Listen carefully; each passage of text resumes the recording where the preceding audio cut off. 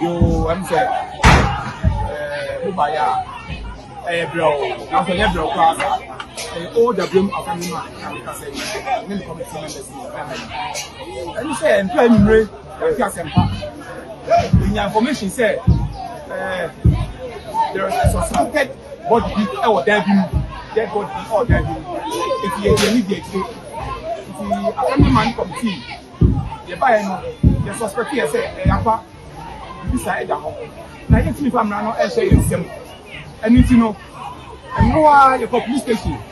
a coboma man here. I'm an empire, you call them, they put any, the common, the oil and behold, there was this dead body.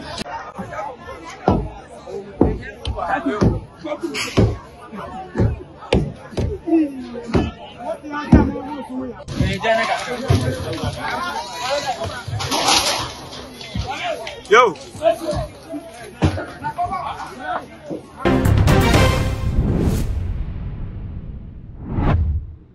Abusia se da sorry na ya anti asemfofo ampenifor say ya na echi enura ye da eyebusun ye edikai 1st October 2025 na busia asem ya yete ye edifi abremba no enya asem wo emu odekra kopiemu ewo abremu asofo ene na ere ne manan ena ete sofo kra ye se wo konkan akwakoye asori wo aba sofo koye ye kakra be nenu nansa ye hu sofo yire ne ko ba se wo se ye ko hwe sofo ye ko hwe na ni akwako hu sofo yire no ewo sofo edem ye ko hu sofo yire no wo dem no na ewo police for at the bag abesesa wo ba no ekopiemu ewo police station emu ntremu ena mede eba beso ma message say e too much gh ena nugu so wo hwe mi subscribe button no na fa chem na fa do ne kan so upload ni tumpe wo the first person ya wo sa ebidi kan aka ebuso ase e body era ensem no ne de ensem no ntremu abade a okopiemu ewo nkokọ a bia ibo hefe no ebremu fi nkokọ na wokọ ebremu no ebe don hwe baako na don hwe baako kra wonu na wadru ebremu ho ne ho ena sofui ewo ne din a wo je so Emmanuel Kofi afi ne yire so e de Ernestina Nana Abena wo ma sorry ni din e de Heaven Jesus Power Church eno ene asafo asofo yi eda no ene asofo be pie mu opatem ho bro no ho kwa mu di adanse asofo no won nam pa wo hye ene de sa wan fa wo ha wan kotu nanim se ye ni te no wate de afiri ho e de amaw ene ahohomo ni nyina ka dem fi se asofo no ba o bibia e koye kama e wo sunsun from e de ma wo mo ho ene wo mo a ekosum na asori na we ene asofo no etire mu se asori na wo ye nyame adom akona ni mapeja nti wo so ban kran na adoma nyame de ma na odi bi nsuba ebeso nkran fo so nti we be branch e won kran ha nti ba ne se wo beba no na e ode na ire ene beba nti enkwala ne de wo yo madwene se wo mo fo moment wo de enkwala mako enan no ekoja wo mo enana se nana no enhwe mofa no ema wo na wo mo e ban kran aba be hye asori foforo ase nti abusia wo bepie mu e won kran ha na wo mu a na sofo no akona chi ye abrem ho na wakwakoye asori fisa asori ne ho ena wo hyase na busia enchemu ni kyerese abra sofo no ekoba no eya na sofo maame enka ho na we ena nana nkola no wo mo ni bisa sofo say papa wo ba ya na wo fa wo ba ne ma no ho yos oh maame nyame adom ne ho ye ne enkande no wo da no wo bo adwuma wadre ho enti bibia ekoye kama eja maame ne de ne wonim no osiye ne okwaya fa menchi ama no sofo eje so wo beba bia na maame nka ho na we ena fi sa sofo no ekoy ne dan ya wotim no oba so ba ya asori kwa wo kubie dan no mpo ene wawuram oya asori no pon ya no atena kam na pa wasan aba bepie mu ewo nkran ha ena branti wa baako ewo mpatabu ho no wo yi nkrofo ho asotire se fi se sofo ekoye edan ye mieda nanso bitwem wo fichiro ha metim pampan bi ewo dem ho pampan no enya homeka wo ka no wo mu abato egusi sofo dem mu de pampan sen ebe ya botu ne bi abo bi na wu da chire ho na ya na wo hwe wo se da bi minim ne metimi nim mehwene minimum pampan ye fa minim entabusia eba sa wo se community no ema wo mu anibre na mkoba police fo amane ena busia mkoba police fo amane ma police fo baaye ebebu dan mbebu dan nani a na yekopie mu kohwe asofo maame ena sebi mpaduasa wo wuda ho ane body no kwa e kame say ya say ya ne sa police force sa body no e de gu bag no makopie mu e wo police station ama hwe mu onpeso mo ye no wo mo ayebusia ma yenko se ne abra a police for ni community no e boru adam ho ne kwayom fo aso mko hu body no ye ba ne community no so e ka no ye de ba besom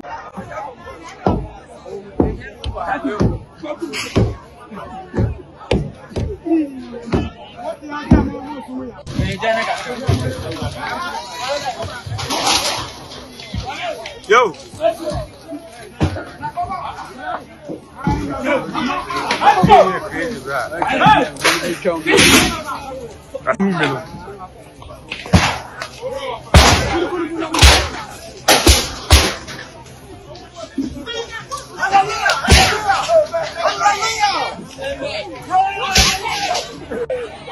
so I'm saying Ubaya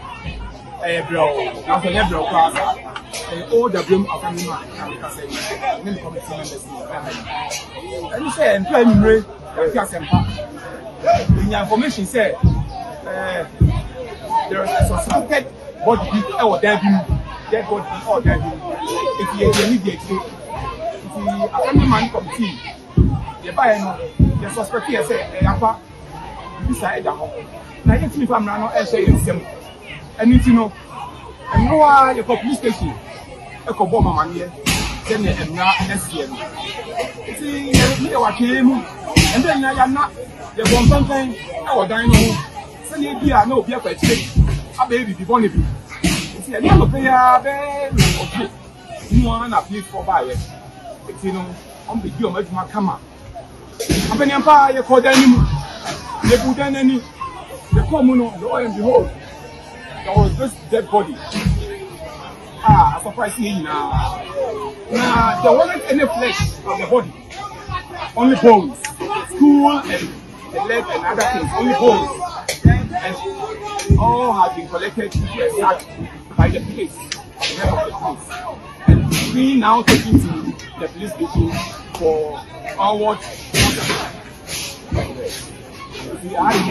Entemusia kwa mo fa so mo ko hu of mame body no ene yakwa akohwaba na we ena community fo ni bi e kasa na wo mo e kire se sofo no no kwasem se na wo ya ade enti wo mo nhye de anima de ko deport e course na ba ko kire se e mo front 9 wo mo kire se wo papa bo mama ne se ayon mame de se bi wo free mu nanso obesan asori ntenye wu a wo se won sign ma biem ti kola ne de wo mo nim se wo mame afiri mu na wo mo wa atweyem so mame besan asori se sa ena wo papa wo ye sofo no e kan de kire wo sei ena community no so charge na identify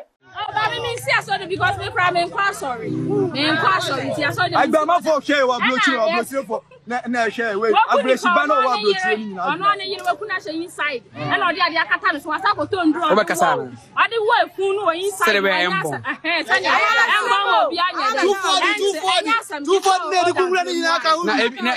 Na ebi busa se so na ne ba yese. Oh mafo. Na nkra ne we. Nkra no de na mo tifie oba asem ne ba wo pa mo mu na kwa himfie ho. Fine girl. Mo de oba na nim na o ka se mo de fine girl na mo de ma chura. Ah fine girl. Hey, enti fine girl, mo be fan ko bi.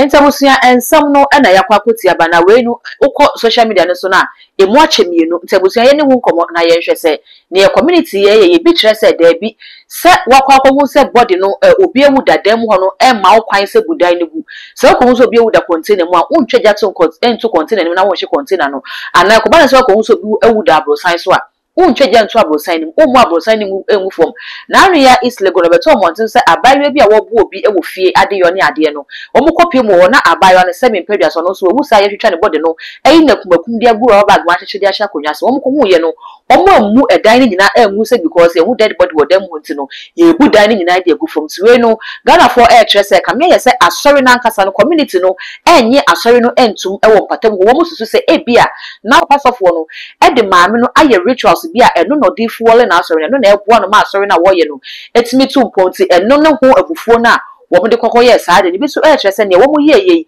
evidence be dia dance ye akere kwan ye fast ma maame no e fa so hwe ne kwa police for di be di djuma na saade ni nyina no ne wo mo ye no omo de omo sa e keka evidence na wo mo e sign no in a way e bebo ma enhwehwemu aye den e de ma police for ti say ko to mi bi say sa na e wo mo say before wo de ebufu aba obi abu afu obi ade da hye no bujahye e be kire na adwen be ka ne ope e de akere na so e ya na ya ma abotre e di kan aye adwuma nya sa na evidence e be hia na aye adwuma enhwehwemu no ewie kire na ye de yesa akoka na fe akwa say bibia we num ne nsem a Ghana for de hu nkomo a mensum ne wa ba be de hu nkomo ibi mesese won so obeja wadwen kire na wo comment section for dem na fe when me subscribe button so too much GH all the social media handles so ko wa